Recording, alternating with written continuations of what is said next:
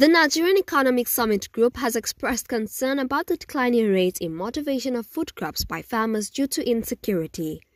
The Chief Operating Officer of NESG, Dr. Tayo Aduloju, said this at the Agriculture and Food Security Nexus Validation and Consolidation meeting in Abuja. He said that there was a huge supply-demand gap across all food crops as the country was not producing enough to meet local demand. Some of the jobs we are creating in agriculture remain unsustainable. So it has an impact automatically on how we are doing. There's a huge supply to demand gap in Nigeria across all our food crops and our staples. So we are simply not producing enough to feed ourselves. So there's a food sufficiency issue. But also, the insecurity is now making it harder for us to cultivate. So cultivation rate is going down at a time where we need to feed ourselves. So that's what makes this meeting crucial, makes it urgent.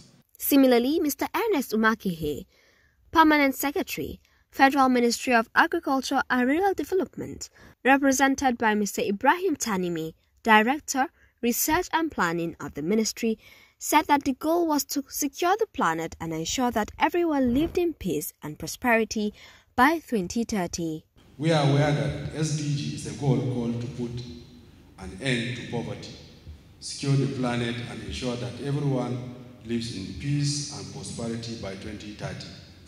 Of its 17 goals, the ones very relevant to the agricultural sector are goal number 1, no poverty, goal number 2, zero hunger, goal number 5, gender equality, goal number 10, reduce inequality, and goal number 13, climate action.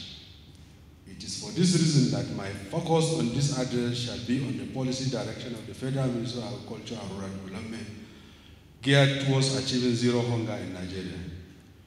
To reposition the sector, the National Agricultural Technology and Innovation Policy 2022-2027 is the prevailing framework for promoting research and extension service delivery, access to finance and insurance, agricultural land productivity, and rural community livelihood.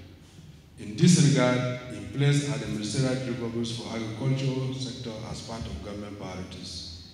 The deliverables include land and climate management services and private-driven mechanization program for enhancing crop yield per hectare, agricultural extension services, delivery of increasing the number of extension agents available to farmers and ensure technology adaptation for increased agricultural output, and for input support to rural farmers to steadily facilitate all year-round agricultural production.